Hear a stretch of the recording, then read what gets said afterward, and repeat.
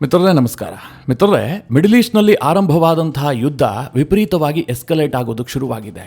ಇದು ಸದ್ಯ ಕೇವಲ ಇರಾನ್, ಇಸ್ರೇಲ್, ಅಮೆರಿಕ ಈ ಮೂರು ದೇಶಗಳಿಗೆ ಮಾತ್ರ ಸೀಮಿತವಾಗಿಲ್ಲ. ಇರಾನ್ ಈ ಯುದ್ಧವನ್ನು ಇನ್ನಷ್ಟು ವ್ಯಾಪಿಸುವಂತೆ ಮಾಡಿದೆ. ಇದರ ನಡುವೆ ಅಚ್ಚರಿಯ ಬೆಳವಣಿಗೆ ಏನು ಕೇಳಿದ್ರೆ, ಉತ್ತರ ಕೊರಿಯಾದ ಕಿಮ್ ಜಾಂಗ್ ಉನ್ ಕೂಡ ಮೇಲಿಂದ ಮೇಲೆ 10 ಬ್ಯಾಲಿಸ್ಟಿಕ್ ಕ್ಷಿಪಣಿಗಳನ್ನು ಉಡಾಯಿಸಿದ್ದಾನೆ. ಇದನ್ನ ಜಪಾನ್ ಕನ್ಫರ್ಮ್ ಮಾಡಿದೆ, ದಕ್ಷಿಣ ಕೊರಿಯಾ ಕೂಡ ಇದನ್ನ ಕನ್ಫರ್ಮ್ ಮಾಡಿದೆ. ಹೀಗಾಗಿ ಆ ಭಾಗದಲ್ಲೂ ಕೂಡ ಒಂದು ಆತಂಕದ ವಾತಾವರಣ ಸೃಷ್ಟಿಯಾಗಿದೆ. ನಾನು ನಿಮಗೆ ಹಿಂದಿನ ವಿಡಿಯೋದಲ್ಲಿ ಚೈನಾದ ಯುದ್ಧ ಸಿದ್ಧತೆಯ ಬಗ್ಗೆ ತಿಳಿಸ್ಕೊಟ್ಟಿದ್ದೆ. ಚೈನಾ ಕೂಡ ಇದೇ ರೈಟ್ ಟೈಮ್ ಅಂತ ಭಾವಿಸಬಹುದು, ಆ ರೀತಿಯ ವರದಿಗಳು ಕೂಡ ಇದಾವೆ ಅಂತ. ಈಗ ಉತ್ತರ ಕೊರಿಯಾದ ಈ ಯುದ್ಧ ಸಿದ್ಧತೆ ಇದೆಯಲ್ಲ, ಇದು ಹೊಸ ಟೆನ್ಷನ್ ಅನ್ನು ತಂದಿಟ್ಟಿದೆ. ಈ ವಿಡಿಯೋದಲ್ಲಿ ಆ ಬಗ್ಗೆ ಸ್ವಲ್ಪ ಡೀಟೇಲ್ ಆಗಿ ಮಾಹಿತಿ ಕೊಡ್ತೀನಿ. ಇದೆಲ್ಲದರ ನಡುವೆ ಇರಾನ್ನ ವಿದೇಶಾಂಗ ಸಚಿವ ಅಮೆರಿಕಾಗೆ ಸರಿಯಾಗಿ ಕ್ಲಾಸ್ ತೆಗೆದುಕೊಂಡಿದ್ದಾರೆ. ಏನ್ ಹೇಳಿದ್ದಾರೆ ಅಂತಂದ್ರೆ, ಅವತ್ತು ನೀವು ಭಾರತವನ್ನ ಬೆದರಿಸ್ತಾ ಇದ್ರಿ, ಇವತ್ತು ಭಾರತದ ಮುಂದೆ ಭಿಕ್ಷೆ ಬೇಡ್ತಾ ಇದ್ರಿ ಅಂತ ಒಂದು ದೊಡ್ಡ ಸ್ಟೇಟ್ಮೆಂಟ್ ಕೊಟ್ಟಿದ್ದಾರೆ. ಇದು ನಿಜಕ್ಕೂ ಕೂಡ ಅಮೆರಿಕಾಗೆ ಹೊಂದಿಕೆಯಾಗುವಂತಹ ಸ್ಟೇಟ್ಮೆಂಟ್. ಈ ನಡುವೆ ಭಾರತದ LPG ಹಾಹಾಕಾರಕ್ಕೆ ಒಂದು ಸಣ್ಣ ಗುಡ್ ನ್ಯೂಸ್ ಸಿಕ್ಕಿದೆ. ಭಾರತಕ್ಕೆ 2 LPG ಟ್ಯಾಂಕರ್ಗಳು ಆದಷ್ಟು ಶೀಘ್ರದಲ್ಲಿ ಆಗಮಿಸ್ತವೆ. ಅವು ಹರ್ಮೋಸ್ ಜಲಸಂಧಿಯನ್ನ ಈಗಾಗಲೇ ಪಾಸ್ ಮಾಡಿದವೆ. ಹಾಗೆ ಹಮಾಸ್ ಇರಾನ್ಗೆ ಒಂದು ಎಚ್ಚರಿಕೆ ಕೊಟ್ಟಿದೆ. ನೀವೀಗ ಮಾಡ್ತಿರೋದು ಸರಿಯಲ್ಲ ಅಂತ ಹಮಾಸ್ ಕೂಡ ಬುದ್ಧಿವಾದ ಹೇಳಿದೆ. ಮಿತ್ರರೇ, ಹೀಗೆ ಸಾಕಷ್ಟು ಅಚ್ಚರಿಯ ಮಾಹಿತಿಗಳಿದಾವೆ. ಎಲ್ಲವುದನ್ನ 1 by 1 ಈ ವಿಡಿಯೋದಲ್ಲಿ ನಿಮಗೆ ವಿವರಿಸುವಂತಹ ಪ್ರಯತ್ನ ಮಾಡ್ತೀನಿ. ನೀವು ಈ ವಿಡಿಯೋನ ಕೊನೆವರೆಗೂ ಮಿಸ್ ಮಾಡದೆ ನೋಡಿ. ಮೊದಲಿಗೆ ಈ ಉತ್ತರ ಕೊರಿಯಾದ ಸರ್ವಾಧಿಕಾರಿ ಕಿಮ್ ಜಾಂಗ್ ಉನ್ನಿಂದ ಶುರು ಮಾಡೋಣ. ಉತ್ತರ ಕೊರಿಯಾ ತನ್ನ ಪೂರ್ವ ಕರಾವಳಿ ತೀರದಲ್ಲಿ ಮಾರ್ಚ್ 14ನೇ ತಾರೀಕು ಅಂದರೆ ಇವತ್ತು ಒಟ್ಟು 10 ಬ್ಯಾಲಿಸ್ಟಿಕ್ ಕ್ಷಿಪಣಿಗಳನ್ನು ಉಡಾಯಿಸುವ ಮೂಲಕ ಅಮೆರಿಕಾಗೆ ಒಂದು ದೊಡ್ಡ ಮೆಸೇಜ್ ಅನ್ನು ಪಾಸ್ ಮಾಡಿದೆ. ಇದು ಯಾಕೆ ಮಹತ್ವವನ್ನು ಪಡೆದುಕೊಂಡಿದೆ ಅಂತಂದ್ರೆ, ಅಮೆರಿಕ ಮತ್ತು ದಕ್ಷಿಣ ಕೊರಿಯಾದ ನಡುವೆ ಈಗ ಜಂಟಿ ಸಮರಾಭ್ಯಾಸ ನಡೀತಾ ಇದೆ. ಇದನ್ನ ಮೊದಲಿನಿಂದಲೂ ಕೂಡ ಉತ್ತರ ಕೊರಿಯಾ ವಿರೋಧಿಸಿಕೊಂಡೇ ಬಂದಿದೆ. ಇದು ನಮಗೆ ಒಡ್ಡುವಂತಹ ಸೆಕ್ಯೂರಿಟಿ ಚಾಲೆಂಜ್ ಅಂತ ಉತ್ತರ ಕೊರಿಯಾ ವಾದ ಮಾಡುತ್ತೆ. ಇದರ ನಡುವೆ ಈ 10 ಬ್ಯಾಲಿಸ್ಟಿಕ್ ಕ್ಷಿಪಣಿಗಳ ಉಡಾವಣೆ ನಡೆದಿದೆ. ಮಿತ್ರರೇ, ಸದ್ಯ ಜಪಾನ್ ಈ ಬಗ್ಗೆ ಪ್ರತಿಕ್ರಿಯಿಸಿದ್ದು, ಇದು ಜಪಾನ್ನ ವಿಶೇಷ ಆರ್ಥಿಕ ವಲಯ ಅಂದ್ರೆ ಎಕ್ಸ್ಕ್ಲೂಸಿವ್ ಎಕನಾಮಿಕ್ ಝೋನ್ ಇದೆಯಲ್ಲ, ಅದರಿಂದ ಸ್ವಲ್ಪ ದೂರದಲ್ಲೇ ಈ ಮಿಸೈಲ್ಗಳು ಸಮುದ್ರದಲ್ಲಿ ಬಿದ್ದಿರಬಹುದು ಅನ್ನುವಂತ ಊಹೆ ಮಾಡಿದೆ. ನಿಮಗೆಲ್ಲ ಗೊತ್ತೇ ಇದೆ, ದಕ್ಷಿಣ ಕೊರಿಯಾ ಮತ್ತು ಅಮೆರಿಕದ ನಡುವೆ ಬಹಳ ದೊಡ್ಡ ಮಟ್ಟದ ಸೈನಿಕ ಹೊಂದಾಣಿಕೆ ಇದೆ. ಹೀಗಾಗಿ ಅವರು ವಾರ್ಷಿಕವಾಗಿ ಫ್ರೀಡಮ್ ಶೀಲ್ಡ್ ಅನ್ನುವಂಥ ಹೆಸರಿನಲ್ಲಿ ಒಂದು ಸಮರಾಭ್ಯಾಸವನ್ನ ಮಾಡ್ತಾರೆ. ಬರೋಬ್ಬರಿ 11 ದಿನಗಳ ಕಾಲ ನಡೆಯುವಂತಹ ಸಮರಾಭ್ಯಾಸ ಇದು. ಮಾರ್ಚ್ 19ರವರೆಗೂ ಕೂಡ ಈ ಯುದ್ಧಾಭ್ಯಾಸ ಸೌತ್ ಕೊರಿಯಾದಲ್ಲಿ ನಡೆಯುತ್ತಲೇ ಇರುತ್ತೆ. ಇದರಲ್ಲಿ ಸಂಯುಕ್ತ ಕಮಾಂಡ್ನ ಕಾರ್ಯಾಚರಣೆಗಳು, ಆಧುನಿಕ ಯುದ್ಧ ತಂತ್ರ, ಮಿಸೈಲ್ ಡಿಫೆನ್ಸ್ ಸಿಸ್ಟಮ್ ಇದೆಲ್ಲದರ ಬಗ್ಗೆ ತರಬೇತಿಯನ್ನು ಪಡೆದುಕೊಳ್ಳಲಾಗುತ್ತೆ. ಅಮೆರಿಕ ಮತ್ತು ಸೌತ್ ಕೊರಿಯಾದ ನಡುವೆ ನಡೆಯುವಂತಹ ಈ ಒಂದು ಯುದ್ಧಾಭ್ಯಾಸ. ಇದಕ್ಕೊಂದು ಮೆಸೇಜ್ ಪಾಸ್ ಮಾಡಬೇಕು ಅಂತ ಕಿಮ್ ಜಾಂಗ್ ಉನ್ ಈ 10 ಮಿಸೈಲ್ಗಳನ್ನು ಲಾಂಚ್ ಮಾಡುವ ಮೂಲಕ ಅಮೆರಿಕ ಮಾತ್ರ ಅಲ್ಲ, ಜಗತ್ತಿಗೆ ಬೆದರಿಕೆ ಹಾಕಿದ್ದಾನೆ. ಮಿತ್ರರೇ, ನಾನು ಹಿಂದಿನ ವಿಡಿಯೋದಲ್ಲಿ ತೈವಾನ್ಗಿರುವಂತಹ ಭಯದ ಬಗ್ಗೆ ನಿಮಗೆ ಹೇಳಿದ್ದೆ. ಅಮೆರಿಕ ಯುದ್ಧದಲ್ಲಿ ಮಗ್ನವಾಗಿರುವಂತಹ ಈ ಸಂದರ್ಭದಲ್ಲಿ ಚೈನಾ ಇದನ್ನ ಆಪರ್ಚುನಿಟಿ ಅಂತ ಪರಿಗಣಿಸಬಹುದು ಅಂತ. ಹಾಗೆ ಈಗ ದಕ್ಷಿಣ ಕೊರಿಯಾಗೂ ಕೂಡ ಆತಂಕ ಉಂಟಾಗಿದೆ. ಅದ್ಯಾಕೆ ಕೇಳಿದ್ರೆ, ದಕ್ಷಿಣ ಕೊರಿಯಾ ಮತ್ತು ಉತ್ತರ ಕೊರಿಯಾದ ನಡುವೆ ಹಾವು ಮುಂಗುಸಿಯ ನಡುವಿನ ವೈರತ್ವ ಇರೋದು. ಅದು ದಾಯಾದಿ ಕಲಹ ಅಂತಂದ್ರೆ ಅಂತಿಂತಹ ದಾಯಾದಿ ಕಲಹ ಅಲ್ಲ, ಅಷ್ಟು ದೊಡ್ಡ ಮಟ್ಟಿನ ಹೋರಾಟ ಇದೆ. ಈ ಕಿಮ್ ಜಾಂಗ್ ಉನ್ ಕೂಡ ಒಂದು ಅವಕಾಶಕ್ಕಾಗಿ ಕಾಯ್ತಾ ಇದ್ದಾನೆ. ಅವನು ಈಗಾಗಲೇ ಬೇಕಾದಷ್ಟು ನ್ಯೂಕ್ಲಿಯರ್ ವೆಪನ್ಗಳನ್ನು ರೆಡಿ ಮಾಡಿಟ್ಕೊಂಡಿದ್ದಾನೆ. ಅತ್ಯಂತ ಆಧುನಿಕವಾದಂತಹ ಖಂಡಾಂತರ ಕ್ಷಿಪಣಿಗಳನ್ನು ಕೂಡ ಆತ ತಯಾರು ಮಾಡಿಟ್ಕೊಂಡಿದ್ದಾನೆ. ಸದ್ಯ ಅಮೆರಿಕ ಯುದ್ಧದಲ್ಲಿ ಮಗ್ನವಾಗಿದೆಯಲ್ಲ, ಇದರ ಜೊತೆಗೆ ಇನ್ನೊಂದು ರಿಪೋರ್ಟ್ ಕೂಡ ಇದೆ. ಈ ದಕ್ಷಿಣ ಕೊರಿಯಾದಲ್ಲಿ ಅಮೆರಿಕ ನಿಯೋಜನೆ ಮಾಡಿದ್ದಂತಹ ಥರ್ಡ್ ಏರ್ ಡಿಫೆನ್ಸ್ ಸಿಸ್ಟಮ್ ಇರಬಹುದು, ಜೊತೆಗೆ ಪೇಟ್ರಿಯಾಟ್ ಏರ್ ಡಿಫೆನ್ಸ್ ಸಿಸ್ಟಮ್ಗಳಿರಬಹುದು. ಇವುಗಳನ್ನು ಸದ್ಯ ಪಶ್ಚಿಮ ಏಷ್ಯಾಗೆ ಶಿಫ್ಟ್ ಮಾಡಲಾಗಿದೆ. ಯಾಕೆಂದ್ರೆ ಅಲ್ಲಿ ಸಮಸ್ಯೆ ಆಗ್ತಾ ಇದೆಯಲ್ಲ. ಈ ಗಲ್ಫ್ ರಾಷ್ಟ್ರಗಳ ರಕ್ಷಣೆ ಅಮೆರಿಕಾಗೆ ದೊಡ್ಡ ಸವಾಲಾಗಿದೆ. ಅದಕ್ಕೋಸ್ಕರವಾಗಿ ದಕ್ಷಿಣ ಕೊರಿಯಾದಲ್ಲಿದ್ದಂತಹ ಏರ್ ಡಿಫೆನ್ಸ್ ಸಿಸ್ಟಮ್ಗಳನ್ನ ಅಲ್ಲಿಗೆ ಶಿಫ್ಟ್ ಮಾಡಿದ್ದಾರೆ ಎನ್ನುವಂತಹ ವರದಿಗಳಿದಾವೆ. ಅಮೆರಿಕದಿಂದ ಡಿಮ್ಯಾಂಡ್ ಬಂದಿರುವ ಬಗ್ಗೆ ಈ ಹಿಂದೆ ದಕ್ಷಿಣ ಕೊರಿಯಾ ಕೂಡ ಓಪನ್ ಆಗಿ ಸ್ಟೇಟ್ಮೆಂಟ್ ಕೊಟ್ಟಿತ್ತು. ಹೀಗಾಗಿ ಕಿಮ್ ಜಾಂಗ್ ಉನ್ಗೆ ಮತ್ತಷ್ಟು ಉತ್ಸಾಹ ಬಂದಿರಬಹುದೇನೋ. ಆತ ಕೂಡ ಇದನ್ನೇ ರೈಟ್ ಟೈಮ್ ಅಂತ ಯೋಚಿಸಿದ್ರೂ ಕೂಡ ಆಶ್ಚರ್ಯ ಇಲ್ಲ. ಯಾಕೆ ಅಂತಂದ್ರೆ ಈ ಸರ್ವಾಧಿಕಾರಿಗಳ ನಡೆಯನ್ನ ಯಾರೂ ಕೂಡ ಊಹೆ ಮಾಡೋದಕ್ಕೆ ಸಾಧ್ಯ ಇಲ್ಲ. ಇವರೆಲ್ಲರೂ ಕೂಡ ಯುದ್ಧದಾಹಿಗಳೇ. ಟ್ರಂಪ್ ಯುದ್ಧ ಮಾಡ್ತಾರೆ, ಪುತಿನ್ ಯುದ್ಧ ಮಾಡ್ತಾರೆ, ನಾನೇನು ಕಮ್ಮಿ, ನಾನು ಕೂಡ ಒಂದು ಯುದ್ಧ ಮಾಡ್ತೀನಿ ಅಂತ ಆತ ಕೂಡ ಸೌತ್ ಕೊರಿಯಾ ಕಡೆಗೆ 1-2 ಮಿಸೈಲ್ ಹಾರಿಸಿದ್ರು ಕೂಡ ಏನು ಆಶ್ಚರ್ಯ ಇಲ್ಲ.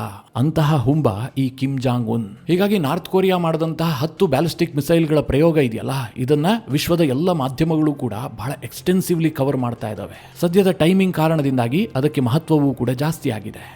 ಇನ್ನು ಮಿತ್ರರೇ, ಈ ಹಿಂದಿನ ವಿಡಿಯೋದಲ್ಲಿ ಇನ್ನೊಂದು ಶುಭ ಸುದ್ದಿಯನ್ನು ಕೂಡ ನಿಮಗೆ ಕೊಟ್ಟಿದ್ದೆ. ಇರಾನ್ ಭಾರತಕ್ಕೆ ಸ್ಟ್ರೀಟ್ ಆಫ್ ಹರ್ಮೋಸ್ ಅನ್ನು ಓಪನ್ ಮಾಡೋದಕ್ಕೆ ಒಪ್ಪಿಕೊಂಡಿದೆ. ಭಾರತ ನಮಗೆ ಸಾರ್ವಕಾಲಿಕ ಮಿತ್ರ ಅಂತ ಇರಾನ್ ಹೇಳ್ಕೊಂಡಿದೆ ಅಂತ ತಿಳಿಸಿದ್ದೆ. ಅದರ ಪ್ರತಿಫಲವಾಗಿ ಭಾರತದ 2 ಹಡಗುಗಳು ಈ ಸ್ಟ್ರೀಟ್ ಆಫ್ ಹರ್ಮೋಸ್ ಅನ್ನ ಯಶಸ್ವಿಯಾಗಿ ಪಾಸ್ ಮಾಡಿದವೆ. ಬಹಳ ಖುಷಿ ಸುದ್ದಿ ಏನು ಕೇಳಿದ್ರೆ ಎರಡೂ ಹಡಗುಗಳು ಕೂಡ LPG ಹೊತ್ತು ತರ್ತಾ ಇರುವಂತಹ ಹಡಗುಗಳು. ಸದ್ಯ ದೇಶದಲ್ಲಿ LPGಗೆ ಬಹಳ ಹಾಹಾಕಾರ ಶುರುವಾಗಿದೆ. ಈ ಸಂದರ್ಭದಲ್ಲಿ ಒಂದು ಮಾತು ಹೇಳಲೇಬೇಕು. ನಮ್ಮ ದೇಶದ ದುರಂತ ಏನು ಗೊತ್ತಾ, ಇಂತಹ ಪರಿಸ್ಥಿತಿಗಾಗಿ ಕೆಲವರು ಕಾಯ್ತಾ ಇರ್ತಾರೆ. ಅಂದ್ರೆ ಏನೋ ಕೊರತೆ ಆಗಿದೆ ಅಂತಂದ್ರೆ ತನ್ನ ಬೇಳೆ ಬೇಯಿಸ್ಕೊಳ್ಳೋಣ, ಇದರಲ್ಲೇ 4 ಕಾಸು ಮಾಡೋಣ ಅಂತ ಅನಗತ್ಯವಾಗಿ ಕಾಳಸಂತೆಯಲ್ಲಿ ಮಾರಾಟ ಮಾಡುವ ಮೂಲಕ ವಿನಾಕಾರಣ ಕೊರತೆಯನ್ನ ಸೃಷ್ಟಿಸ್ತಾರೆ. ಈಗಾಗಲೇ ದೇಶದಲ್ಲಿ ಅಂತಹ ಅನೇಕ ವರದಿಗಳಾಗ್ತಾ ಇದ್ದಾವೆ.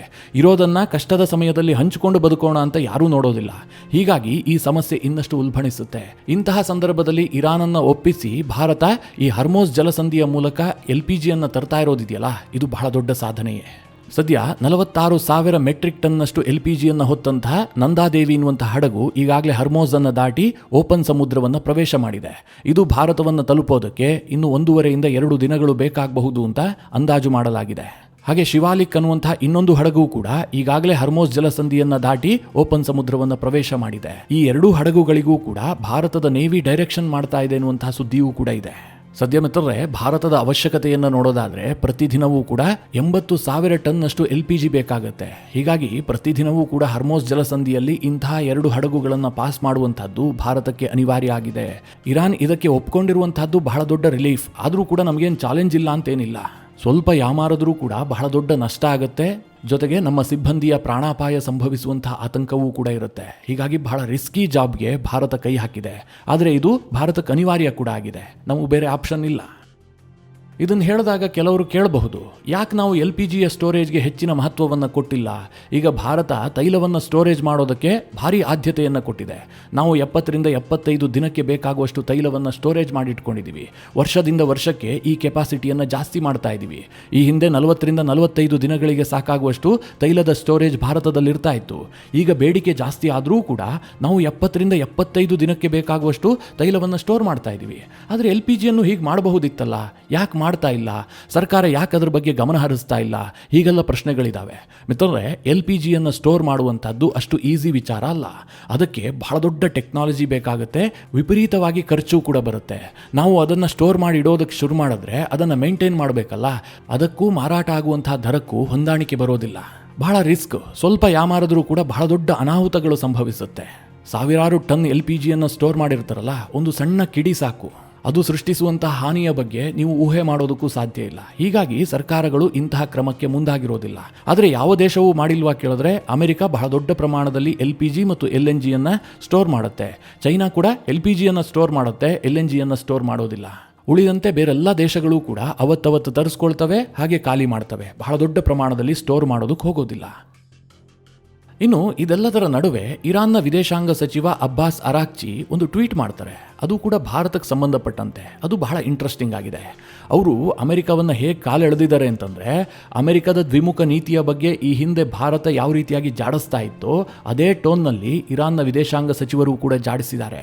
ಅವ್ರು ಹೇಳಿದ್ದೇನು ಗೊತ್ತಾ, ಅಮೆರಿಕ ಹಲವು ತಿಂಗಳ ಕಾಲ ಭಾರತವನ್ನು ಬೆದರಿಸ್ತಾ ಇತ್ತು, ನೀವು ರಷ್ಯಾದಿಂದ ಆಯಿಲನ್ನು ಖರೀದಿ ಮಾಡಬಾರ್ದು ಅಂತ ಭಾರಿ ಒತ್ತಡವನ್ನು ಹೇರಿತ್ತು. ಆದರೆ ಈಗ ಅದೇ ಅಮೆರಿಕ ಭಾರತದ ಮುಂದೆ ಮಂಡಿಯೂರಿ ಬೇಡ್ಕೊಳ್ತಾ ಇದೆ. ಅವರು ಭಿಕ್ಷೆ ಬೇಡ್ತಾ ಇದ್ದಾರೆ.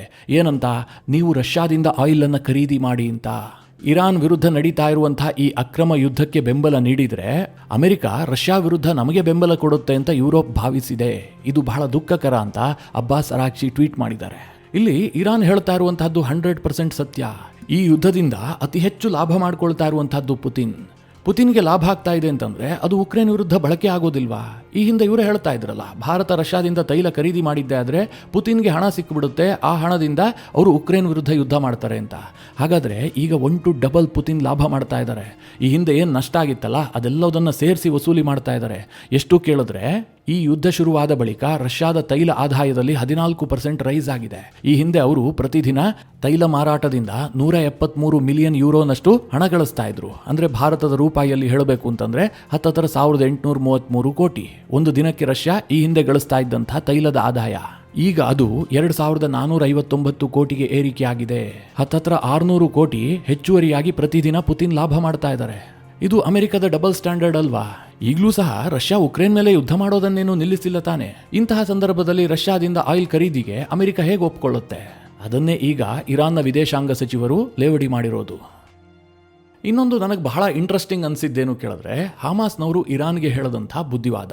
ನಿಮಗೆಲ್ಲ ಗೊತ್ತು, ಹಮಾಸ್ ಮತ್ತು ಇರಾನ್ ಇದೆಯಲ್ಲ, ಇದು ಒಂದೇ ನಾಣ್ಯದ ಎರಡು ಮುಖಗಳು ಅಂತ. ಹಮಾಸ್ ಅನ್ನ ಎದ್ದು ನಿಲ್ಲುವಂತೆ ಮಾಡಿದ್ದೇ ಇರಾನ್. ಇವತ್ತು ಈ ಎಲ್ಲ ಅನರ್ಥಗಳ ಮೂಲ ಯಾವುದು ಕೇಳಿದ್ರೆ ಅದು ಹಮಾಸ್. ಅಂತಹ ಒಂದು ರಿಲೇಶನ್ಶಿಪ್ ಈ ಹಮಾಸ್ ಮತ್ತು ಇರಾನ್ನ ನಡುವೆ ಇದೆ. ಆದರೆ ಈಗ ಅದೇ ಹಮಾಸ್ ಹೇಳ್ತಾ ಇದೆ, ಇರಾನ್ನವರು ಇಸ್ರೇಲ್ ಮತ್ತು ಅಮೆರಿಕದ ವಿರುದ್ಧ ತನ್ನನ್ನು ತಾನು ರಕ್ಷಿಸಿಕೊಳ್ಳುವಂತಹ ಹಕ್ಕನ್ನು ಹೊಂದಿದ್ದಾರೆ. ಆದರೆ ಪಕ್ಕದಲ್ಲಿರುವಂತಹ ನೈಬರಿಂಗ್ ಕಂಟ್ರೀಸ್ ಏನಿದಾವೆ, ಬ್ರದರ್ಲಿ ನೇಷನ್ಸ್, ಅವರಿಗೆ ಹೊಡೆಯುವಂತಹ ಅಧಿಕಾರ ಇರಾನ್ಗೆ ಇಲ್ಲ. ಇರಾನ್ ಅದರ ಬಗ್ಗೆ ಗಮನಿಸಬೇಕು. ಹೀಗಂತ ಇರಾನ್ಗೆ ಬುದ್ಧಿ ಹೇಳುವಂತಹ ಕೆಲಸಕ್ಕೆ ಹಮಾಸ್ ಕೈ ಹಾಕಿದೆ. ಇದು ಹೇಗೆ ಕೇಳಿದ್ರೆ, ಅಪ್ಪನಿಗೆ ಮಗ ಬುದ್ಧಿವಾದ ಹೇಳದ ಹಾಗಿದೆ. ಯಾಕೆ ಹಮಾಸ್ ಹೀಗೆ ಹೇಳ್ತಾ ಇದೆ ಕೇಳಿದ್ರೆ, ಹಮಾಸ್ನ ಒಳಗೆ ಇರುವಂತಹ ಧರ್ಮ ಜಾಗೃತಿಗೊಂಡಿದೆ. ಯಾಕೆ ಅಂತಂದ್ರೆ, ಹಮಾಸ್ ಒಂದು ಸುನ್ನಿ ಇಸ್ಲಾಮಿಕ್ ಸಂಘಟನೆ. ಸದ್ಯ ಇರಾನ್ ಪರ್ಷಿಯನ್ ಗಲ್ಫ್ನಲ್ಲಿ ಹೊಡಿತಾ ಇರುವಂತಹದ್ದು ಕೂಡ ಸುನ್ನಿ ಇಸ್ಲಾಮಿಕ್ ದೇಶಗಳಿಗೆ. ಇರಾನ್ ಸ್ವತಃ ಒಂದು ಶಿಯಾ ಮುಸ್ಲಿಂ ಕಂಟ್ರಿ. ಇದರ ಸೀಕ್ರೆಟ್ ಏನು ಕೇಳಿದ್ರೆ ಇಷ್ಟೇ, ಇದಕ್ಕಿಂತ ಹೆಚ್ಚೇನಿಲ್ಲ. ಇನ್ನೊಂದು ಕಡೆ ಅಮೆರಿಕದಲ್ಲಿ ಆಶ್ರಯ ಪಡೆದಿರುವಂತಹ ಇರಾನ್ನ ಮಾಜಿ ರಾಜ ಅಥವಾ ಕ್ರೌನ್ ಪ್ರಿನ್ಸ್ ಅಂತ ಬೇಕಾದರೂ ಕರಿಬಹುದು, ಆ ರೆಹಜಾ ಪೆಹ್ಲವಿ ಇತ್ತೀಚೆಗೆ ಒಂದು ಸಂದರ್ಶನದಲ್ಲಿ ಇರಾನ್ನ ಜನ ಈ ತಕ್ಷಣದಲ್ಲಿ ಬೀದಿಗೆ ಇಳಿಯಬಾರದು, ವಾತಾವರಣ ಅವರಿಗೆ ಅನುಕೂಲಕರವಾಗಿಲ್ಲ, ಇನ್ನೂ ಒಳ್ಳೆಯ ಪರಿಸ್ಥಿತಿ ಬರುತ್ತೆ, ಅಲ್ಲಿಯವರೆಗೂ ಕಾಯಬೇಕು ಅಂತ ತನ್ನ ಜನರಿಗೆ ಕರೆ ಕೊಟ್ಟಿದ್ದಾರೆ. ಈಗೇನಾದರೂ ಇರಾನ್ನಲ್ಲಿ ಜನ ರಸ್ತೆಗಿಳಿಯೋದಕ್ಕೆ ಶುರು ಮಾಡಿದ್ದೇ ಆದರೆ, ಅಲ್ಲಿನ ರೆಜಿಮ್ ವಿರುದ್ಧ ಹೋರಾಟ ಮಾಡೋದಕ್ಕೆ ಶುರು ಮಾಡಿದ್ರೆ ಅದು ಅವರಿಗೆ ಮಾರಕವಾಗಿ ಪರಿಣಮಿಸಬಹುದು. ಈಗಲೂ ಸಹ ಇರಾನ್ನ IRGCಗೆ ಶಕ್ತಿ ಇದೆ, ಅವರು ಮನಸೋ ಇಚ್ಛೆ ದಂಡಿಸ್ತಾರೆ ಅಂತ ಅವರು ಇರಾನ್ನ ಜನರಿಗೆ ಸಲಹೆ ಕೊಟ್ಟಿದ್ದಾರೆ. ಸದ್ಯ ಇರಾನ್ನ IRGCಯ ಮನೋಬಲ ಕುಗ್ಗಿದೆ, ಇದೇ ಪರಿಸ್ಥಿತಿ ಮುಂದಿರೋದಿಲ್ಲ, ಸ್ವಲ್ಪ ಕಾಯಿರಿ ಅಂತ ರೆಜಾ ಪೆಹ್ಲವಿ ತನ್ನ ಜನರಿಗೆ ಮನವಿ ಮಾಡಿಕೊಂಡಿದ್ದಾರೆ. ಇನ್ನು ಈ ಇಡೀ ಯುದ್ಧದಲ್ಲಿ ಕಾಮಿಡಿ ಕ್ಯಾರೆಕ್ಟರ್ ಅನ್ನು ನಿಭಾಯಿಸ್ತಾ ಇರುವಂತಹ ಟ್ರಂಪ್ ಇವತ್ತು ಕೂಡ ಅಂತಹದೇ ಒಂದು ಕಾಮಿಡಿ ಆದಂತಹ ಸ್ಟೇಟ್ಮೆಂಟ್ ಅನ್ನು ಕೊಟ್ಟಿದ್ದಾರೆ. ಅದೇನು ಕೇಳಿದ್ರೆ, ಇರಾನ್ ಈಗ ನಮ್ಮ ಜೊತೆಗೆ ಒಪ್ಪಂದ ಮಾಡಿಕೊಳ್ಳೋದಕ್ಕೆ ಯತ್ನ ಮಾಡ್ತಾ ಇದೆ. ಅಮೆರಿಕ ಇರಾನ್ ವಿಚಾರದಲ್ಲಿ ಬಹಳ ಯಶಸ್ವಿಯಾಗಿ ಕಾರ್ಯನಿರ್ವಹಿಸ್ತಾ ಇದೆ. ಆದರೆ ಇದನ್ನ ಫೇಕ್ ನ್ಯೂಸ್ ಮಾಧ್ಯಮಗಳು ವರದಿ ಮಾಡೋದಕ್ಕೆ ಮುಂದಾಗ್ತಾ ಇಲ್ಲ. ಇರಾನ್ ಸಂಪೂರ್ಣವಾಗಿ ಸೋತಿದೆ ಮತ್ತು ಒಪ್ಪಂದ ಮಾಡಿಕೊಳ್ಳಲು ಬಯಸ್ತಾ ಇದೆ. ಆದರೆ ಅವರು ಪ್ರಸ್ತಾಪಿಸಿದ ಯಾವುದೇ ಒಪ್ಪಂದವನ್ನ ನಾನು ಒಪ್ಪುವುದಿಲ್ಲ. ಇರಾನ್ ಸೈನಿಕವಾಗಿ ಬಹಳ ದುರ್ಬಲವಾಗಿದೆ, ಹೀಗಾಗಿ ನಮಗೆ ಒಪ್ಪಂದ ಬೇಕಾಗಿಲ್ಲ, ಹೀಗಂತ ಟ್ರಂಪ್ ತನ್ನ ಟ್ರೂತ್ ಸೋಷಿಯಲ್ ಮೀಡಿಯಾದಲ್ಲಿ ಪೋಸ್ಟ್ ಮಾಡಿದ್ದಾರೆ. ಅಲ್ಲಿಗೆ ಮಿತ್ರರೇ, ಇರಾನ್ ನಮ್ಮ ಜೊತೆಗೆ ಮಾತನಾಡೋದಕ್ಕೆ ಸಿದ್ಧ ಇದೆ, ಅವರು ಒಪ್ಪಂದ ಮಾಡ್ಕೊಳ್ಳೋದಕ್ಕೆ ಮುಂದೆ ಬರ್ತಾ ಇದ್ದಾರೆ, ನಾವೇ ಸಿದ್ಧ ಇಲ್ಲ, ನಾವು ಯುದ್ಧ ಮುಂದುವರಿಸ್ತಾ ಇದ್ದೀವಿ ಅಂತ ಟ್ರಂಪ್ ಹೇಳ್ಕೊಂಡಿದ್ದಾರೆ. ಇನ್ನು ಕಾರ್ಗ್ ದ್ವೀಪದ ಮೇಲೆ ಅಮೆರಿಕ ಬಹಳ ದೊಡ್ಡ ದಾಳಿ ಮಾಡಿದೆ ಅಂತ ಈ ಮೊದಲಿನ ವಿಡಿಯೋದಲ್ಲಿ ನಿಮಗೆ ತಿಳಿಸಿದ್ನಲ್ಲ, ಅದ್ರ ಬಗ್ಗೆ ಇರಾನ್ ಕೂಡ ಈಗ ರಿಯಾಕ್ಟ್ ಮಾಡಿದೆ. ಹೌದು, ಅಮೆರಿಕ ದಾಳಿ ಮಾಡಿರೋದು ನಿಜ, 15 ಸ್ಫೋಟ ಆಗಿರುವ ಬಗ್ಗೆ ನಮಗೆ ವರದಿಯಾಗಿದೆ.